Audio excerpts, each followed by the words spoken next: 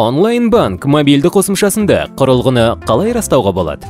Құрылғыны растау онлайн-банк қосымшасын пайдалану қауіпсіздігін едәуір арттырады. Сіз құжаттарға SMS хабарламасыз қол қою үшін бұлттық ЭЦК-ны шығара аласыз. Төлем лимитін 10 миллион теңгеге дейін арттыра аласыз. Сандық несие алуға өтініш беру және тағы да көптеген мүмкіндіктер.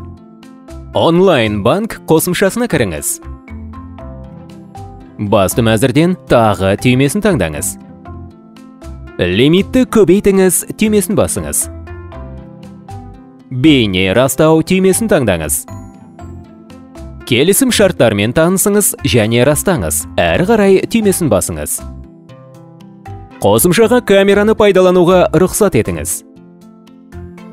Экрандағы нұсқауларға сәйкес жеке тұлғаның бейне растауынан өтіп, келесі түймесін басыңыз. Жеке куәлікті сканерлеңіз және жеке басты растау түймесін басыңыз. Деректерді тексеру аяқталғанша күтіңіз.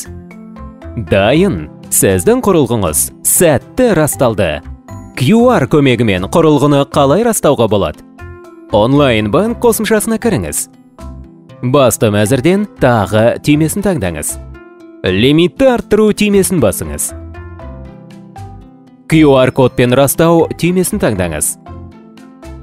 ЭЦК көмегімен онлайн-банк веб нұсқасына кіріңіз және жеке кабинетте QR кодты жасаңыз.